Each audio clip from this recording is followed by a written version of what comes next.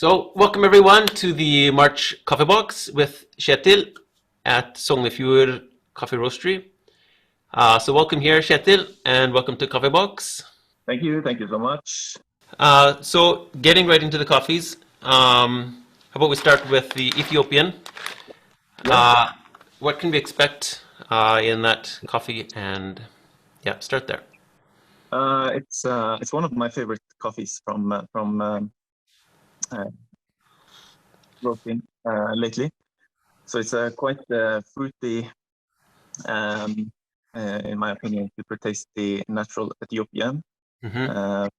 A lot of people manage to get out some really nice strawberry notes from it. So Mm-hmm. it's like sweet. I think it has a good mouthfeel and and um, yeah, a lot of taste and kind of maybe a little bit juicy as well. Yeah. It feels a little, when you speak of the mouthfeel, it feels a little creamy in my mouth Yeah, when you mention that. And yeah. so, like maybe some strawberries and cream, perhaps. I like to try to develop the coffees well, so that you get some good caramelization and mouthfeel, but still keeping the, um, the lighter notes in the coffee. Yep. Yeah. And do you know anything about the coffee farm or the origin, or how do you choose your beans? This is from a farmer called I'm not sure the pronunciation, but the Adisu Halchaye. So it's in the Kochere region in Ethiopia, Mm-hmm. like of Yirga chef. So it's a small. He runs a rather small farm, like 8 hectares. So that's like, I don't know, 250 by 320 meters of coffee. Um, and as many Ethiopian farmers, it's grown organically by default. So it's like they use the pulp to put around the trees and grow it with many other like shade trees or other fruits in between. So it's the first time I've ordered coffee from this farmer. Typica, who sourced it, they have a project with Ethiopian farmers in that region where they give them a lot of support and train them in how to grow better coffee and they get a better price for the products they grow. So Yeah. I think it's been successful. Yeah. Cool. Like, And you had mentioned that it's grown organic by default, like a lot of Ethiopian coffee is. yeah. Do you want to touch a little bit on that and how, like I know lots of people are sort of confused or don't know much about that, how Ethiopian coffee is grown and how sort of the organic system works and certified organic and maybe it's organic but can't be certified. Can you talk a little bit So about that?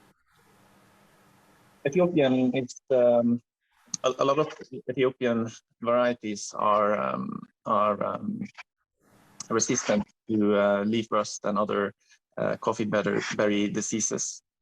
So it's an origin where usually you don't have to use pesticides to make sure that the trees are healthy. And this in this project they also they selected this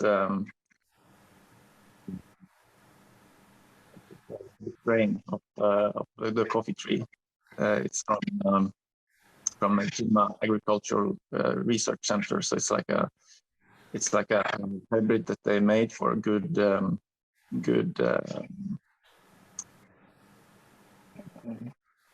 produces a lot of berries and it's still resistant to diseases. And in Ethiopia, a lot of or almost all coffee is organically grown, but they don't necessarily um, get certified organic because there's it costs quite a bit of money, and you have to follow a lot of procedures, and it's not necessarily worth it for the farmer in the end to do that, even though it's organic by default. Yeah. In some regions, it's almost impossible or some other countries, it's almost impossible to grow very good coffee in an organic way, because you'll just get so much diseases. It's too risky to try. All right. So we just had a little intermission there, and Shetu got some headphones, and hopefully that'll make the audio better if it wasn't decent before. So moving on to the Tanzania, what can you tell us a little bit about that coffee? And also, you could tell about why you brought it in. This is a coffee we don't see very often in KaffeBox, so it'd be fun to hear.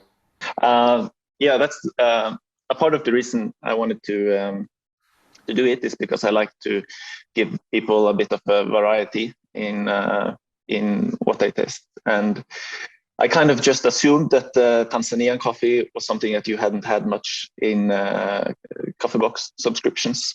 Yeah. After I had selected these coffees, I did go into the website to check, and I saw that you have had a lot of Ethiopian coffees in beforehand, but I don't think people are usually sad to receive tasty Ethiopian coffees anyways. But the Tanzania coffee is quite different. Obviously, it's a washed coffee, slightly wet fermented, and it's quite different in the cup comparing to the Ethiopian. How would you describe this coffee in its flavors? Some people can get some both herbal and fruity notes from it. It's a chocolatey, maybe a bit less complex, but chocolatey caramel. When I first started drinking it just now, I thought it tasted most like cherries, but now I feel when it gets cooler, it's tasting more chocolatey. A little bit more fruity flavors at the end. When you want to talk a little bit about the farm where you purchased the coffee from? Yeah, so this is from Ilomba washing station. It's like in the highlands southwest in Tanzania, on the border towards Zimbabwe. So it's several small farm holders that are, or the Ilomba washing station. It's kind of a cooperative where they allow these smaller farm holders to get their parchment processed and help them with selling the coffee at a good price. And so it's not a single origin coffee, but it's a kind of a smaller regional blend in Mbozi, it's called. Yeah. So it's mostly very small farms, like maybe 1 to 2 hectares. Also a high-grown coffee, as most coffees down there are from maybe 1700, I think, above sea level. Is it the first time you've taken in this coffee? No, I had it. I've had it once before. I took in not so many, but some bags to test it out with the previous crop. Yeah. So, and I saw that in the beginning, it wasn't my favorite coffee in the beginning, but then it started to grow on me, and I saw that I had many customers that wanted to keep repurchasing it. So I figured, okay, it's a nice coffee to have in. Yeah. Great. And when you brew these coffees, how do you like to do it, or how do you like to brew coffee in general? You're at your cabin now. You mentioned, Yeah. so when you're there, how do you make coffee? And what do Uh, you like to do with these? I am a bit. I've become a bit lazy when it comes to brewing now. So it's usually I make a V60 Yeah. for the natural. Quite almost always I do a bit coarser grind, Mm-hmm. and but my method is that I brew in I 4 or 5 times, including the bloom. Mm-hmm. So you kind of split it up. And I use that method for most of the coffees I brew in V60, where I adjust the amount of water in the bloom. Is the one I use to regulate mostly how long brew time I want to have. So I do that for both coffees really, but the Mm-hmm. Tanzania maybe a little bit finer grind than the Ethiopian coffee. Use Yeah. 6 grams per 100? I do a little bit more, and then a little bit coarser grind on the Ethiopian. Yeah.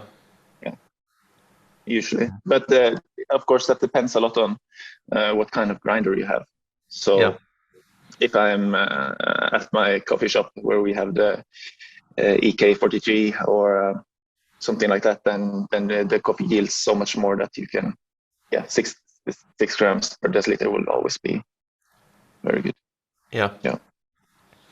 And do you want to tell us, just at the end, a little bit about your roastery? Yeah, Sognefjord Kaffibrenneri or coffee roastery. I started it here in Sogndal in 2017, so we're getting close to 5 years now, I Mm. think. Yeah. Got the roaster here in August, and